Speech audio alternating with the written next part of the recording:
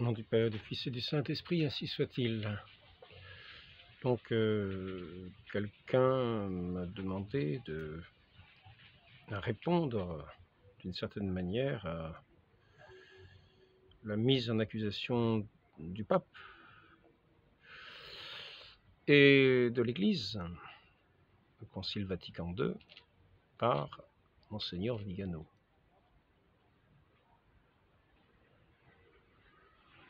Il déclare que le pape, finalement, n'est pas pape, lui trouve des hérésies. Il déclare même que Vatican II contient aussi des hérésies, de ce que j'ai pu comprendre. Donc, nous avons là un évêque qui était de la Sainte Église catholique, mais qui apparemment a déchu de la foi, en semblant être attaché à la foi que certains diront traditionnelle. De la même façon qu'il n'y a qu'un seul sacrifice de la Sainte Messe, c'est celui de notre Seigneur Jésus-Christ sur la croix. Il se rend présent de manière non semblante sur les autels dans les mains du prêtre. De la même façon, il n'y a qu'une seule et même foi. Et à ce sujet, ce qu'il en est de la foi, j'avais le papier, je l'ai rangé. Je vais faire la citation qui est dans ce catéchisme. Je l'avais préparé. C'est un peu bête, hein, je perds tous mes papiers.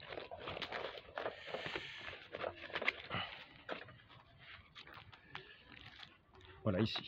Donc, voici ce qu'il est dit dans le catéchisme de l'Église catholique, au sujet de la foi. La vertu théologale par laquelle nous croyons en Dieu et à tout ce qu'il nous a dit et révélé, et que la Sainte Église nous propose à croire, parce qu'il est la vérité même. Par la foi, l'homme s'en remet tout entier, librement, à faire la volonté de Dieu. Le juste vivra par la foi. La foi vivante agit par la charité. Le don de la foi demeure en celui qui n'a pas à pécher contre elle. Mais sans les œuvres, la foi est morte. Privée de l'espérance et de l'amour, la foi n'unit pas pleinement le fidèle au Christ. Il n'en fait pas un membre vivant de son corps. Le disciple du Christ ne doit pas seulement garder la foi et en vivre, mais encore la professer, témoigner avec assurance et la répandre. Tous doivent être prêts à confesser le Christ devant les hommes et à le suivre. Par le chemin de la croix, au milieu des persécutions, le service et le témoignage de la foi sont requises au salut. Et ça, nous en sommes au numéro... Alors, c'est drôle parce que j'ai deux numéros, 2471 et 1814. Alors, je vais voir ce que c'est. 2471. Oui, ça, c'est rendre témoignage à la vérité. Le devoir des chrétiens de prendre part à la vie de l'Église les pousse à agir comme témoins de l'Évangile et des obligations qui en découlent. Ce témoignage est transmission de la foi en parole et en acte. Le témoignage est un acte de justice qui établit ou fait connaître la vérité.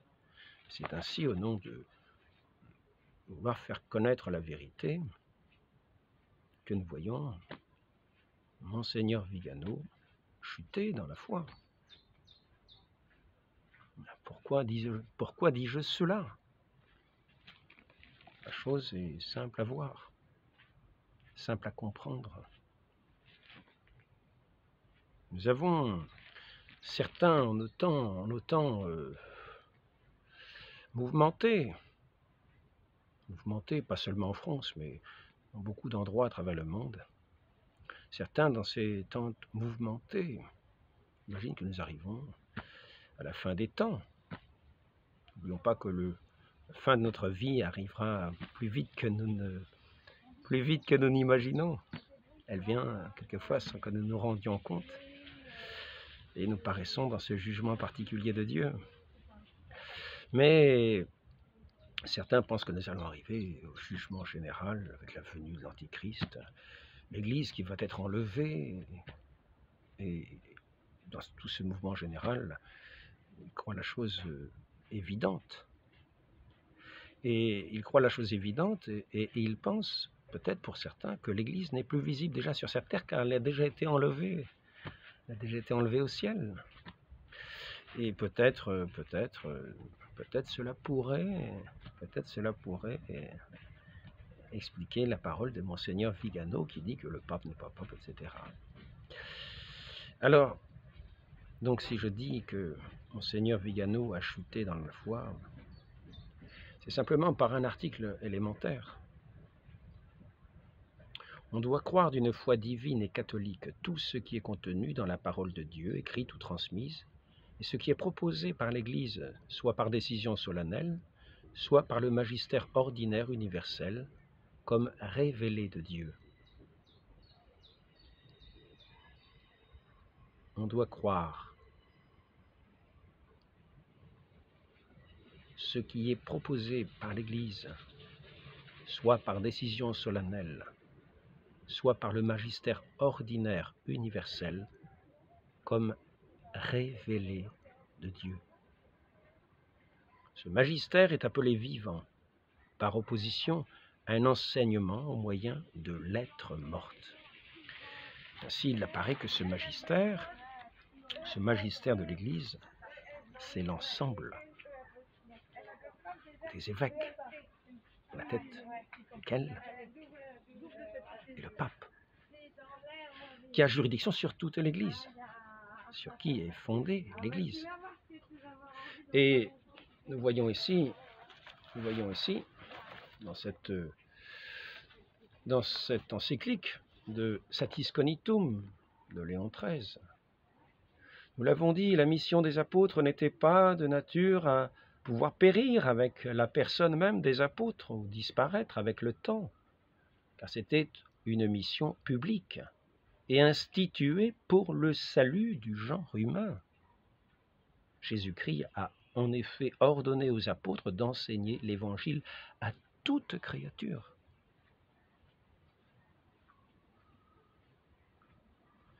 Et a porté son nom devant les peuples et les rois. Et il a promis d'être avec eux, et cela non pour quelques années ou périodes d'années, mais pour tous les temps. Et c'est de foi.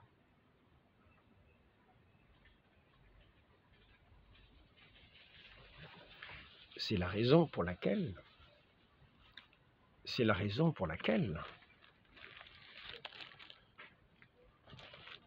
l'Église de foi est dite indéfectible. C'est-à-dire que cette infaillibilité du magistère de l'Église qui oblige à croire afin d'être sauvé, cette infaillibilité de l'Église nous est donnée à croire par la parole même de notre Seigneur Jésus-Christ qui fonde son Église et qui nous dit que les portes de l'enfer ne prévaudront point contre elle. Or, comme nous l'avons vu, ce magistère est appelé vivant, magisterium vivum, par opposition à un enseignement moyen de l'être morte. Il est constitué de l'ensemble des évêques qui ne peuvent faillir, défaillir dans la foi, sans que l'Église ait chuté dans la foi et que les portes de l'enfer aient prévalu sur elle. Ainsi, nous avons l'Église établie sur un roc. Il ne s'agit pas de considérer après cela ce qui est sur ce roc. Le principal est que nous sachions que l'Église est fondée sur ce roc solide et indéfectible de son magistère infaillible. Ne pas croire en cet article de foi, dans cette Église, dans ce roc sur lequel est bâtie l'Église, c'est ne plus croire en l'Église qui est bâtie dessus. C'est enlever tout l'édifice de l'Église qui est fondé dessus. Car le premier article de foi que nous devions avoir, c'est de tenir sur cette pierre ferme, inébranlable, contre lesquelles les portes de l'enfer ne prévaudront jamais. Après ça, l'Église enseigne. Mais l'Église enseigne fondée sur ce roc indestructible.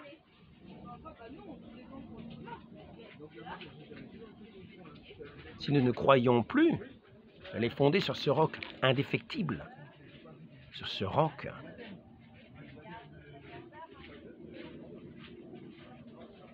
où Saint Pierre ait choisi ses successeurs pour sa foi qui est de caractère divin, cette foi qui est cette connaissance qui ne tient pas de la chair et du sang, mais qui est un don de Dieu, qui est surnaturel. Et l'Église est fondée ainsi surnaturellement, non pas simplement de manière humaine, mais contre cette puissance de Dieu qui tient son Église sur ce roc. Les portes de l'enfer ne prévaudront jamais. Et s'imaginer que les portes de l'enfer prévalent sur l'Église, c'est avoir perdu la foi. Donc, il est de vérité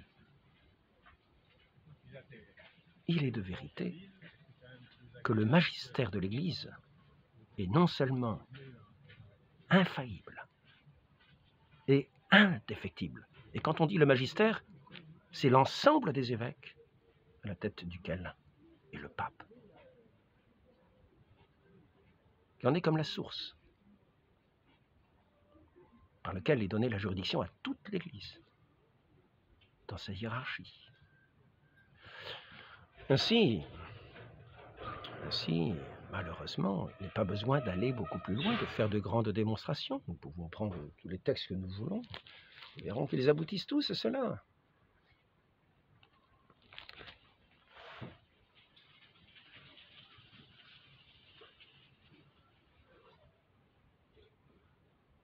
L'Église est apostolique parce qu'elle est fondée sur les apôtres et sur leur prédication et gouvernée par leurs successeurs, les pasteurs légitimes, qui, sans interruption et sans altération, continuent de transmettre et la doctrine et le pouvoir.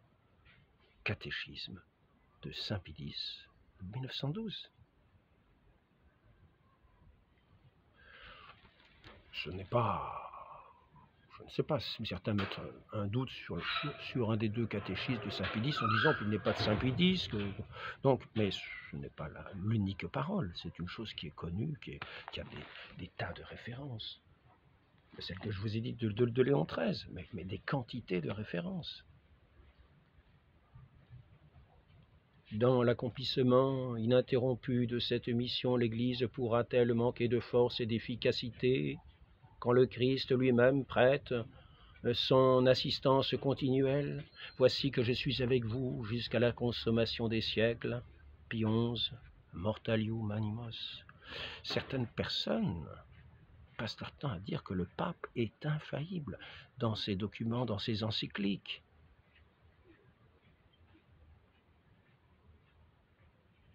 Passent leur temps à soutenir que, effectivement, le magistère est infaillible. Et cependant, chose stupéfiante, ils vont dire que toute l'Église réunie au Concile Vatican II aurait chuté dans la foi. Et Monseigneur Vigano n'y échappe pas. Lui qui, pendant des années, avait comme référence ce concile, n'y échappe pas. Je rappelle que ce concile a été approuvé par tous les évêques. je rappelle aussi que un concile pourrait très bien se réunir. Et il ne pourrait avoir qu'une infime minorité des évêques tenant une position.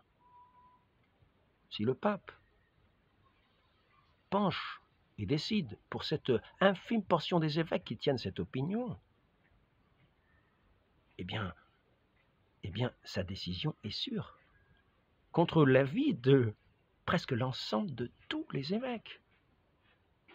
Et c'est-à-dire qu'on ne dira pas que c'est une décision conciliaire, dans ce cas-là, on dira que c'est une décision ex cathedra.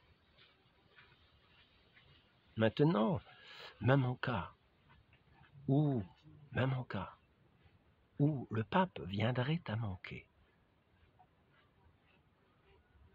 tous les évêques d'un même mouvement ne peuvent pas tomber dans l'hérésie. Ne peuvent pas tomber dans l'hérésie. C'est l'indéfectibilité même de l'Église, sur laquelle on dirait que l'Église a péri et qu'elle entraîne les fidèles dans la perte de la foi. Et nous savons que ce n'est pas ainsi que notre Église a fondé, sur ce roc indestructible, son Église, de cette manière surnaturelle, guidée par l'Esprit Saint. Donc dire que le pape est hérétique est une chose bien difficile quand nous savons qu'il peut avoir raison contre tout un concile. De plus,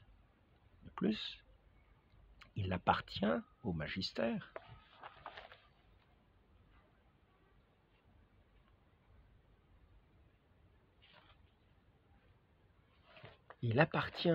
à ce magistère vivant de l'Église de trancher des choses de la foi. Je voulais avoir le texte précis parce que c'est beaucoup mieux d'avoir un texte clairement énoncé.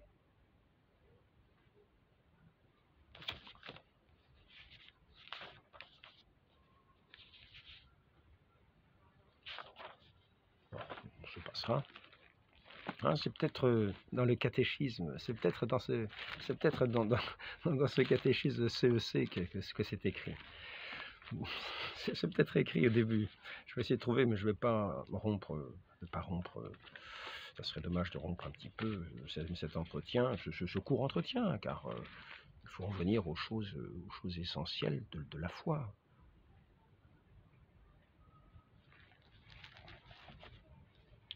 Je vais donc rappeler, parce que ça ne sert à rien de discuter sur ce qui est établi sur ce roc de la foi, sur ce roc solide de la foi, cette première pierre sur laquelle est fondé le reste. Ça ne sert à rien de discuter du reste si nous ne croyons pas à l'indéfectibilité de l'Église.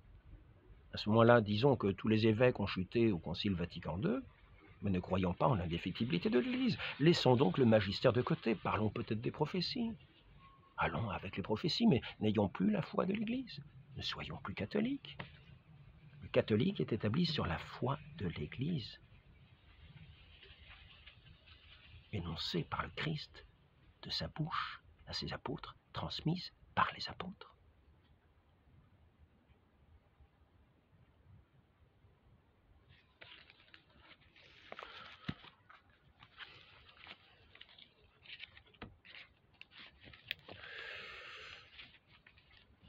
Il est évident, d'après ce qui vient d'être dit, que Jésus-Christ a institué dans l'Église un magistère vivant, authentique, et de plus, perpétuel. Perpétuel.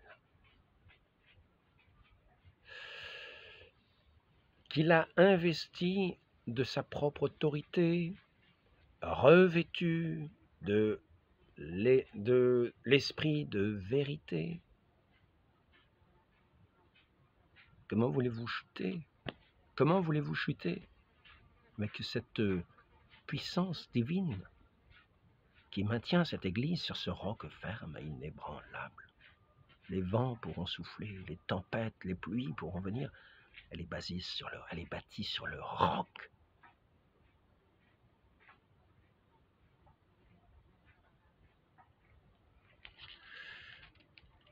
Revêtu de l'esprit de vérité, confirmé par les miracles, et il a voulu et très sévèrement ordonné que les enseignements doctrinaux de ce magistère fussent reçus comme les siens propres.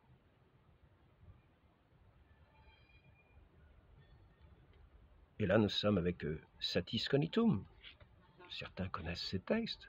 Comment se fait-il qu'ils n'arrivent pas à les comprendre? Il est marqué, qu'est-il marqué? Magistère vivant, authentique et de plus perpétuel. Ce magistère ne peut pas chuter. Il était présent tout entier au Concile Vatican II. Et quand tous les évêques ont adhéré,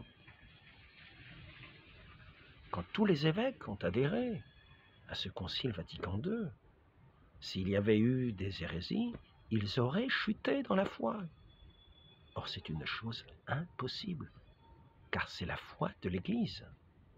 Elle est fondée sur cette indéfectibilité et cette infaillibilité du magistère.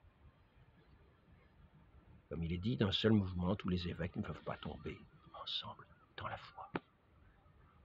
Maintenant, aucun chrétien ne doit discuter si ce que l'Église catholique croit de cœur et enseigne de bouche est ou n'est pas. Aucun chrétien.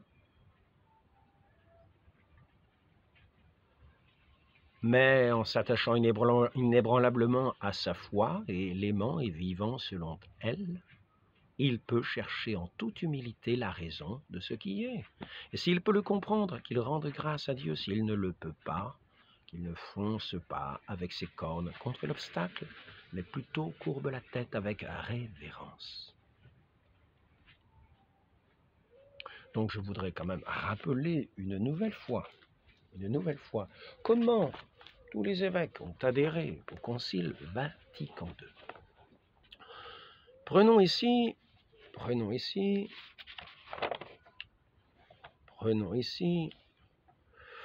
le 21 janvier 1964, Monseigneur Lefebvre. Que Dieu soit loué qui a fondé son Église sur pierre. Nous vivons des moments où le surnaturel, où l'onction de l'Esprit Saint est visible, tangible. Les observateurs du Concile n'auront pas de termes assez expressifs pour nous féliciter, nous envier d'avoir un évêque à qui a été donné le pouvoir suprême sur l'Église, un évêque vers qui nous tourner lorsque le doute ou les ténèbres nous accablent, et en qui nous sommes assurés d'avoir la lumière. Simon, Simon, j'ai demandé pour toi que ta foi ne défaille pas, et toi, quand tu seras converti, affermis tes frères. Alors maintenant, certains penseront qu'à ce concile, il n'y avait pas de pape, que il était déjà peut-être dans des loges secrètes, il appartenait à des loges secrètes, on a des démonstrations de cela, des démonstrations secrètes par quelques esprits qui sont bien renseignés, par quelques esprits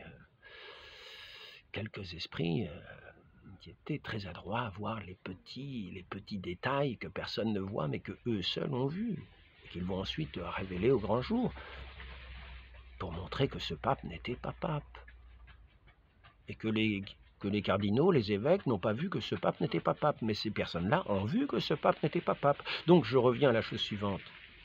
Les évêques d'un seul mouvement ne peuvent pas tomber dans l'hérésie. Alors ici, je vous reprends encore un petit peu. Il écrivait que, donc toujours le 6 juin 1965, Monseigneur Lefebvre, le concile de Vatican II, il écrivait que le concile de Vatican II soit en définitive un bienfait pour l'Église. Il semble difficile de ne pas l'affirmer, au moins par principe. Donc, le Saint-Père, ici, je vais lire maintenant Monseigneur Castromayer. Notons, cher fils, que le Saint-Père attire l'attention sur l'existence d'une fausse interprétation du Concile comme si l'Église avait renoncé à quoi? À l'immutabilité de sa doctrine, de sa structure fondamentale, de la valeur salvifique de ses traditions,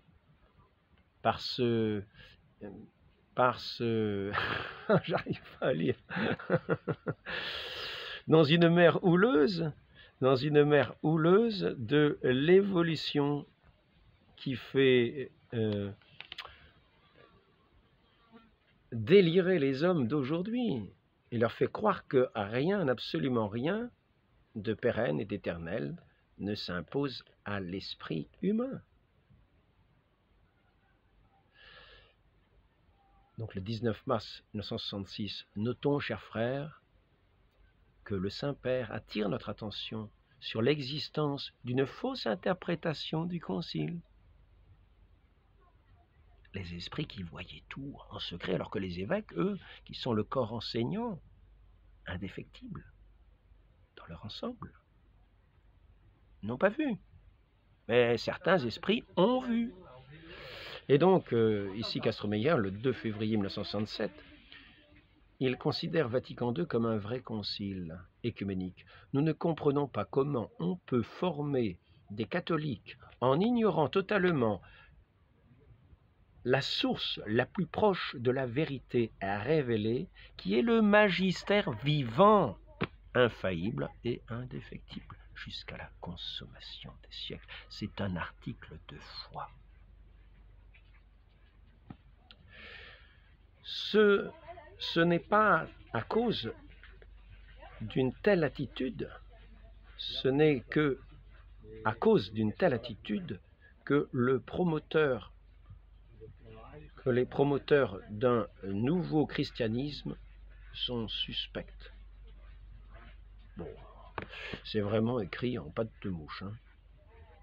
Voilà, dans sa rédaction finale. Et là, alors là ici, c'est Monseigneur Castro-Meyer, le 2 février 1967. Maintenant, nous passons Monseigneur Castro-Meyer, le 2 mars 1965, sur le schéma de Lumen Gentium. Dans sa rédaction finale, avec la note explicative qui excluait tout doute, le schéma de Lumen Gentium obtint une unanimité impressionnante. Seulement 5 pères conciliaires votèrent contre lui dans la session conclusive.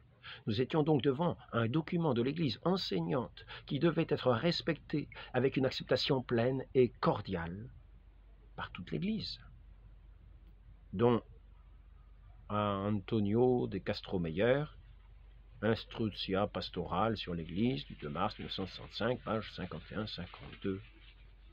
Après la promulgation par Paul VI en 1964, personne n'a contesté. C'est-à-dire que les 5 évêques qui n'avaient pas, ils ont approuvé après que le pape Paul VI ait fait ce décret, et signé le décret, la promulgation. Donc nous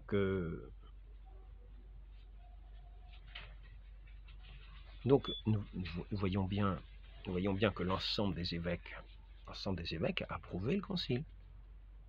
Donc ça veut dire qu'il n'y a pas d'hérésie. Pour quelle raison certains pensent-ils que le pape donc n'était pas un pape? Car s'il n'y a pas d'hérésie dans le concile, il n'y a pas de raison de soupçonner le pape d'être un hérétique. S'il n'y a pas de raison de le faire, ne le faisons pas, car c'est interdit, quelle que soit la personne qui le fait. C'est ici que je vais maintenant prendre les mesures sévères qui s'imposent, les rappeler, parce que ce n'est pas moi qui prends ces mesures sévères, je me contente juste de les dire, de montrer le discrédit qui tombe sur ceux qui jettent l'opprobre sur le pape ou l'Église, en laissant soupçonner qu'elle a chuté, qu'elle a failli. Alors certains me vont dire, vous savez, c'est la fin du monde maintenant. L'Église, elle est partie, elle s'est envolée. Je tiens à dire, tous ces évêques qui étaient évêques, étaient des évêques qui existaient du temps de Pie XII. Tous ces évêques, ils sont le magistère vivant de l'Église. Les avons-nous vus s'envoler comme cela au moment où l'Église montait, était enlevée au ciel? Les avons-nous vus s'envoler? Est-ce que quelqu'un les a vus s'envoler? Non, ce sont bien eux qui ont signé le décret. Donc ce concile Vatican II a bien été signé par des évêques et l'Église ne s'était pas envolée, elle n'était pas enlevée au ciel. Elle n'était pas partie, l'Église, elle était toujours là. Donc il n'y a pas de raison, il n'y a aucune raison. Si nous avons la foi en l'Église, je crois en l'Église, fondée par notre Seigneur Jésus-Christ, de la soupçonner ni d'hérésie, ni de quoi que ce soit. Elle est guidée par le Saint-Esprit. Sur l'élection d'un pape, Alors là, c'est un document que certains ne voudront pas entendre. Néanmoins, je vais le lire quand même. 1983. Qui excite publiquement ses sujets à la contestation ou à la haine contre le siège apostolique. Alors là, nous en arrivons à celui qui dit « j'accuse ». Pape François. J'accuse. Moi, je ne vous parle pas de ce qui est sur le roc de l'Église, sur lequel le Christ bâtit son Église. Je vous parle du roc, de cette infaillibilité, de cette indéfectibilité. Le reste, regarde le magistère, que moi, pauvre frère Alain, je me contente de recevoir. Je suis dans cette foi sans connaître tous les éléments. Mais j'adhère à tout ce que l'Église nous propose de croire, dans un esprit de simplicité et de foi. C'est un don théologal.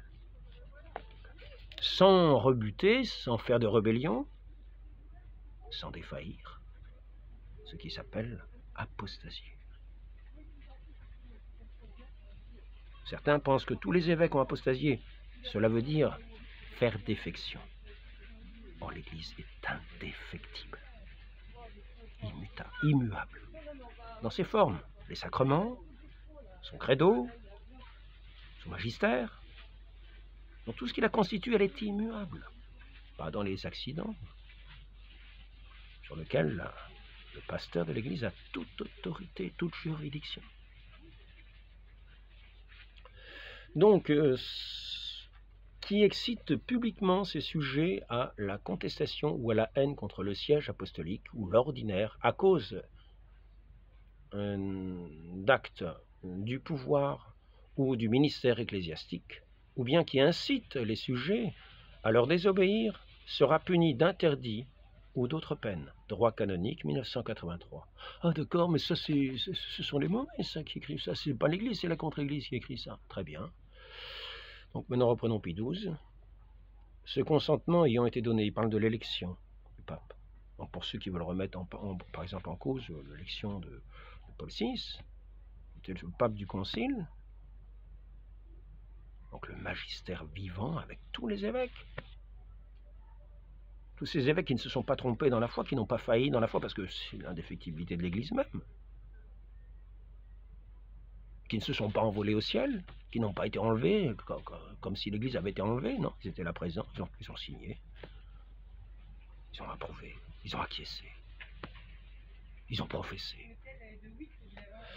Ce consentement, donc au sujet de l'élection de tous ces papes, ce consentement ayant été donné de tous ces papes qui ont prouvé Vatican II, ce consentement ayant été donné dans un espace de temps, dans la mesure où il est nécessaire, doit être déterminé par le sage jugement des cardinaux à la majorité des votes, l'élu est immédiatement pape, et il requiert par le fait même, et peut exercer une juridiction pleine et absolue sur le monde entier. Dès lors, si quelqu'un ose attaquer les lettres de décision concernant n'importe quelle affaire émanant du souverain pontife, avant son couronnement, nous le frappons de peine d'excommunication à encourir ipso facto. Idem après. Constitution apostolique, Vacantis Apostolicae, c'est 18 octobre 1945, Pie XII.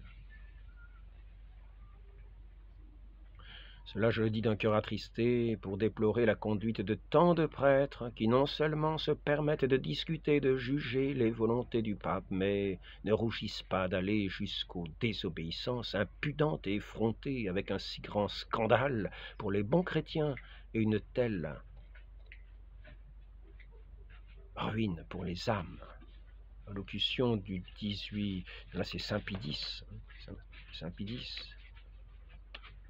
Allocution du 18 novembre. 18 novembre 1912. Saint Pie X. Donc, alors, après ça, nous voyons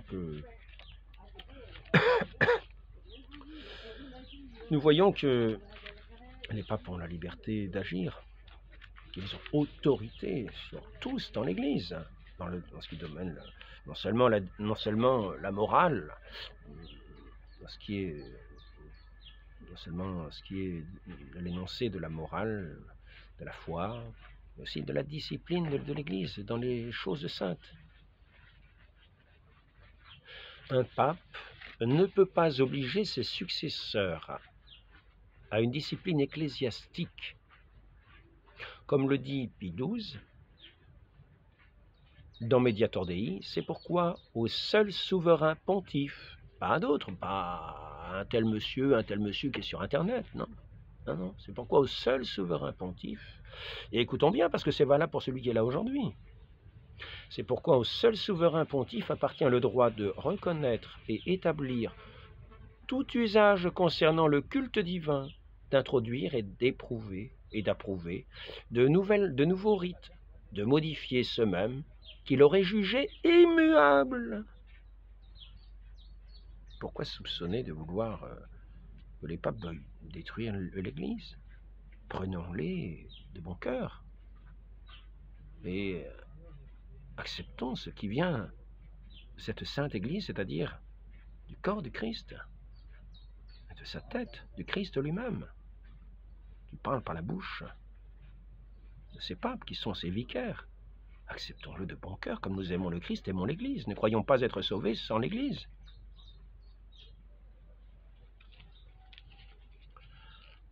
Ce serait donc un attentat, une dérogation formelle au respect que méritent les lois ecclésiastiques de blâmer par une liberté insensée d'opinion la discipline que l'Église a consacrée, qui règle l'administration des choses saintes et les conduites des fidèles, qui détermine les droits de l'Église et les obligations de ses ministres, de la dire ennemie, antichrist, des principes certains du droit naturel, incapable d'agir par son imperfection, soumise à l'autorité civile.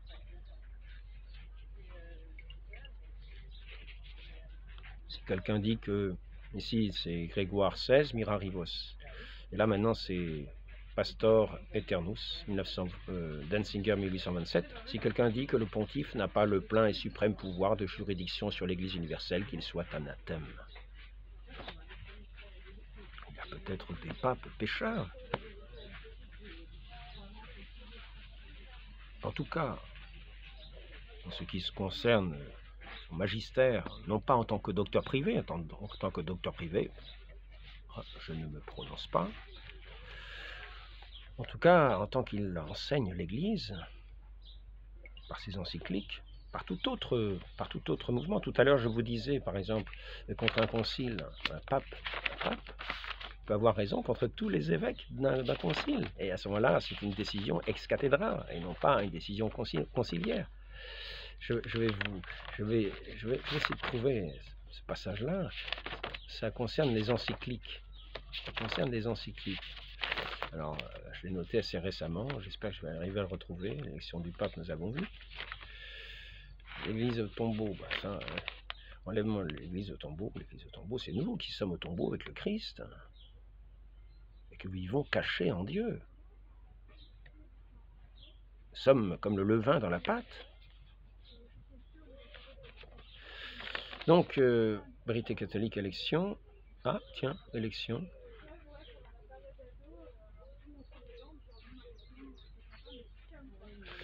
L'obligation qui lie strictement les maîtres et écrivains catholiques. Alors les catholiques, là je m'adresse aux catholiques, à ceux qui se sentent liés à l'Église, qui sont bâtis sur ce roc, sur cette indéfectibilité, cette assurance sainte que nous a donnée le Christ, son magistère vivant. L'obligation qui lie strictement les maîtres et les écrivains catholiques se borne aux choses qui ont été définies par le jugement infaillible de l'Église comme des dogmes de foi qui doivent être crus par tous. Voilà à quoi cela se limite. Cela ne va pas au-delà en se mettant à critiquer ou le pape ou le magistère de l'Église. Ainsi, nous avons vu cette condamnation qui est tombée sur Monseigneur Vigano, qui chute dans la foi en niant cet élément fondamental du magistère vivant de l'Église établi par le Christ. Il le nie. Il n'y croit pas. Comment croire aux enseignements de l'Église si nous ne croyons pas que cette Église, dans son magistère vivant, est indéfectible? Le reste, ce sont des questions de ceux qui ont les compétences pour y réfléchir et la grâce pour le faire, qui sont établies dans ce domaine, dans ce collège des évêques. On parle de liberté religieuse. Je viens encore de découvrir un texte, disons, de tomber sur un texte en disant un office. L'homme se penche sur la loi parfaite, celle de la liberté, et qui s'y tient. L'homme qui se penche sur la loi parfaite, laquelle c'est? Celle de la liberté. Ça ne veut pas dire liberté de faire n'importe quoi. La liberté religieuse, est-il dit dans le catéchisme, n'est pas un droit à l'erreur. L'homme qui se penche sur la loi parfaite, celle de la liberté, et qui s'y tient, celui qui ne l'écoute pas pour l'oublier, mais l'applique dans ses actes, heureux sera-t-il d'agir ainsi. Donc, si nous sommes catholiques, ayons la foi catholique, marchons sur cette première, tenons ferme sur ce premier roc solide, et n'oublions pas que l'Antichrist paraîtra lorsque l'obstacle sera enlevé, et certains veulent enlever l'obstacle. Comment enlever l'obstacle? Comment s'attaquer au pape? Comment s'attaquer au magistère? Sinon en disant qu'il est défectible. Voilà les ouvriers de l'Antichrist. Voilà les ouvriers de ceux qui s'attaquent à l'Église. Ce sont ceux qui s'attaquent à ce fondement solide. Ce fondement solide qui est un des premiers fondements de la foi. Dieu, pierre sur cette pierre, je bâtirai mon Église. Et les portes de l'enfer ne prévaudront pas contre elle. Je ne sais pas, je crois que c'est le principal, parce que le reste, je ne vais pas m'y attaquer. Comme je vous ai dit, ce qui est dessus, il faut avoir une foi, une confiance. Nous ne connaissons pas toutes choses. Nous ne sommes pas là pour vérifier et nous méfier avec un scepticisme qui va contre la foi, qui a des idées préconçues, qui se dit démolissent l'Église. Non. Allons avec confiance. Et en allant avec confiance, nous ferons l'œuvre de Dieu. Et nous ne serons pas pour la destruction de l'Église. Allons avec confiance sur cette unique foi de l'Église professée de toujours, à toujours, et qui n'a pas changé. Il y a des choses qui nous semblent spectaculaires, que nous ne comprenons pas. Eh bien, comme il était dit tout à l'heure, ne levons pas les cornes pour foncer contre l'obstacle. Baissons-nous humblement. Au sujet des contradictions qui peuvent nous apparaître, saint Augustin en parle d'une manière qui peut peut-être nous éclairer. Il y a des hommes qui jugent témérairement, qui indiquent, qu'est-ce qui est marqué? J'arrive pas à lire. Qui grognent, qui récriminent, témérairement, qui s'évertuent à jeter le soupçon. Saint Paul, si je cherchais à plaire aux hommes, je ne serais plus serviteur du Christ. Et Saint Paul encore, cherchez à plaire à tous, en toutes choses, comme moi-même, je plais à tous, en toutes choses.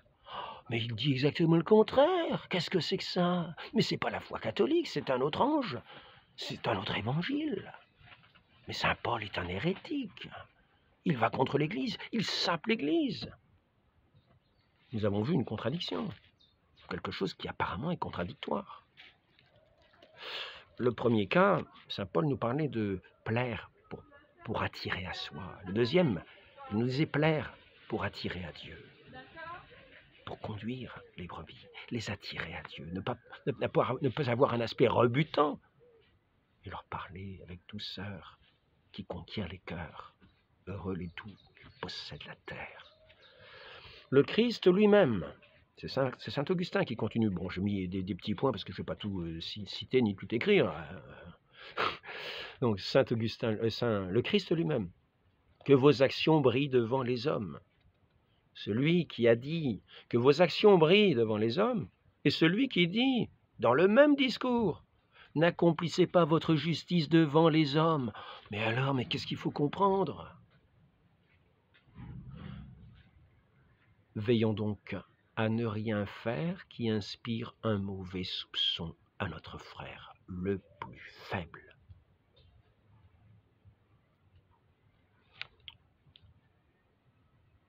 trouvons ce passage de saint Augustin dans le livre des jours, le mardi de la 13e semaine, page 789.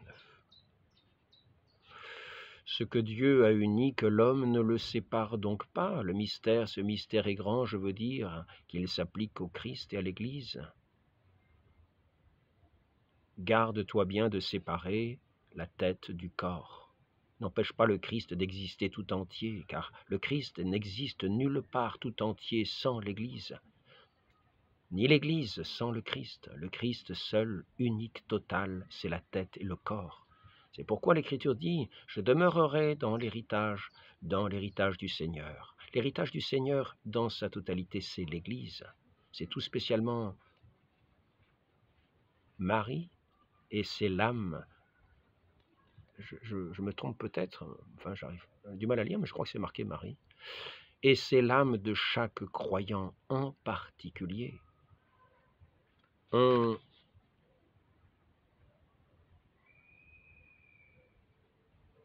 la la demeure de la foi, de l'Église, elle restera jusqu'à la fin du monde. Liturgie des heures, avant, deuxième semaine de l'Avent. Ben, vous voyez, on retombe sur la liturgie des heures, comme quoi il y a quand même des choses intéressantes dans cette liturgie des heures. Et là, c'était Isaac de l'Étoile.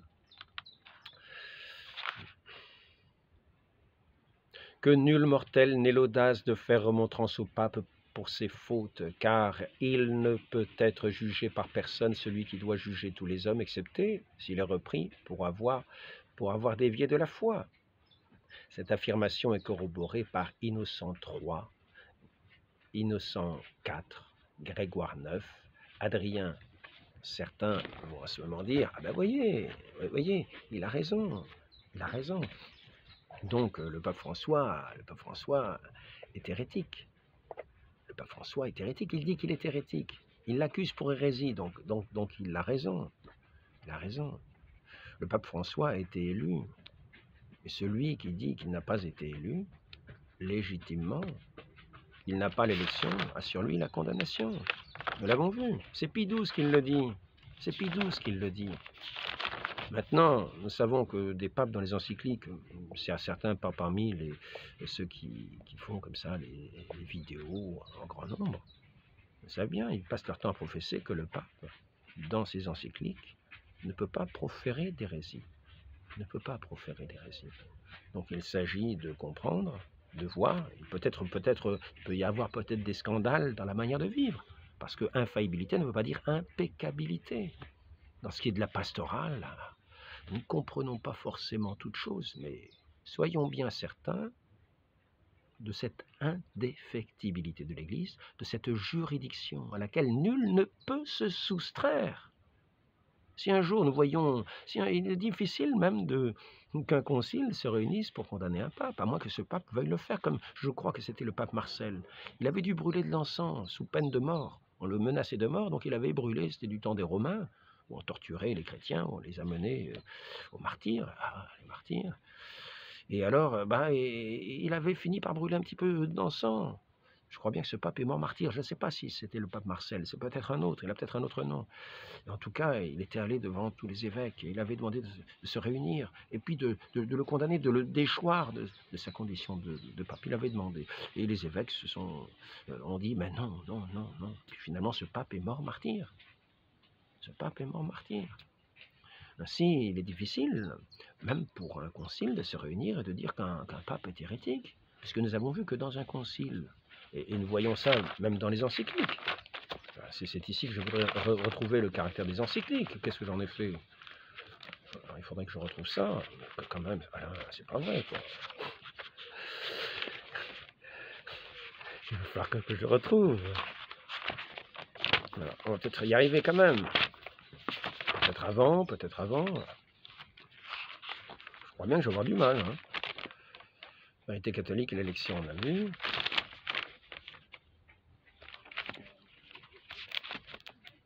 Donc l'élection du pape, si quelqu'un, dès lors, si quelqu'un ose attaquer les lettres concernant n'importe quelle affaire émanant du pontife romain avant son couronnement, nous frappons de peine d'excommunication à encourir.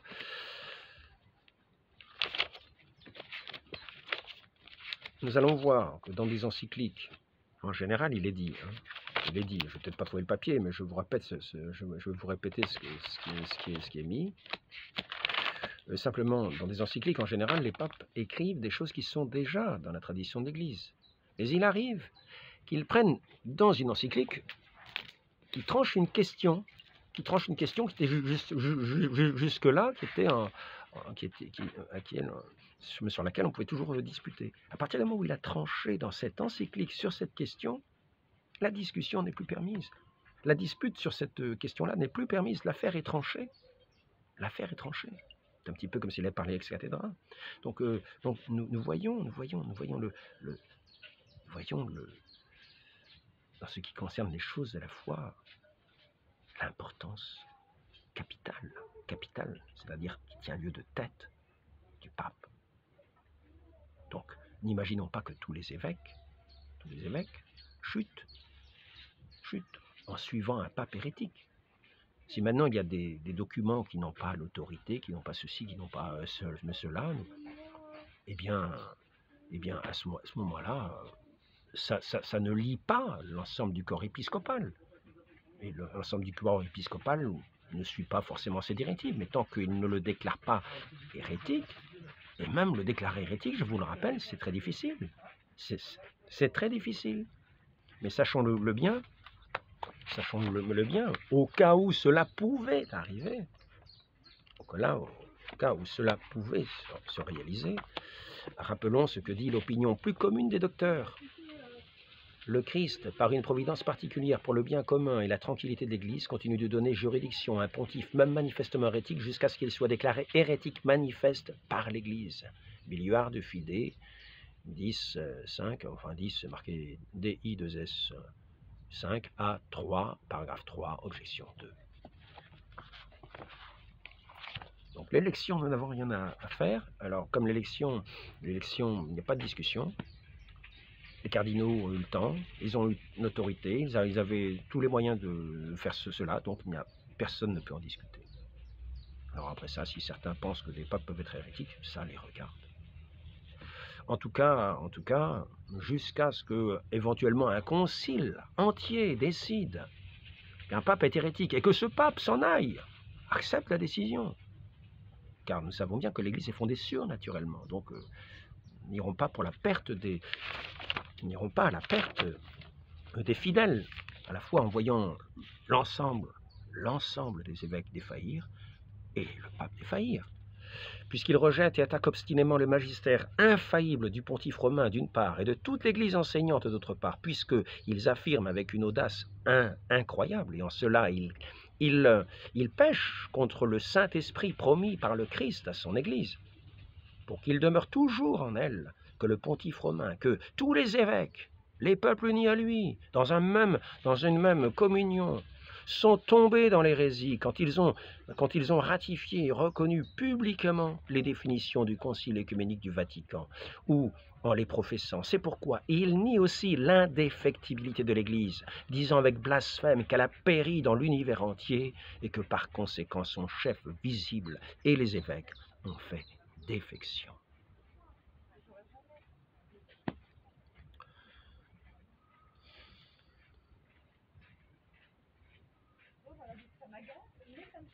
Même en cas de vacances apostoliques, les fidèles demeurent enseignés, gouvernés par leurs évêques légitimes qui ont reçu du pape la juridiction pour enseigner et gouverner. Concile de Trente, chapitre 7. Et aussi dans Apostolorum Principes. Donc les évêques dans leur ensemble ne peuvent pas chuter. Donc le Concile Vatican II n'est pas hérétique. Donc les papes qui ont fait ce concile ne peuvent pas s'être soupçonnés d'hérésie comme cela gratuitement. Donc si un pape a jugé bon que la Sainte Messe, que l'unique Sainte Messe de notre Seigneur Jésus-Christ, ce sacrifice de notre Seigneur Jésus-Christ est rendu présent sur les autels, cet unique sacrifice devait prendre la forme de ce rite donné par Paul VI, il faut l'accepter. Il est le pasteur de l'Église. Et il faut l'accepter de bon cœur.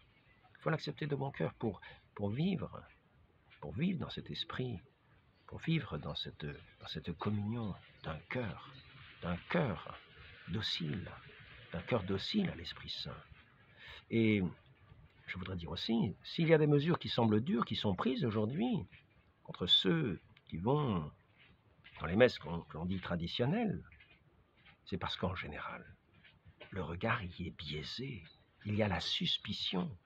Et en tant que pasteur, nous pouvons bien penser qu'un bon pasteur veut lutter contre cet esprit de suspicion de ces lieux qui règnent dans ces lieux qui devraient être des lieux sanctifiés par la messe, mais qui sont des lieux où la suspicion semble être un caractère de ceux qui viennent dans ces lieux. La suspicion par rapport à l'autorité, la suspicion par rapport au fondement même de l'Église, qui est attaquée. N'oublions pas qu'attaquer le fondement, c'est favoriser la venue de l'Antichrist, car c'est l'Église qui est l'obstacle. Mais ceci dit, l'Église sera toujours. Nulle puissance ne l'emportera. Ni des puissances souterraines, ni des puissances naturelles, ni des puissances surnaturelles. Aucune puissance ne prévaudra contre celle de Dieu qui tient son Église dans sa main pour le salut du genre humain.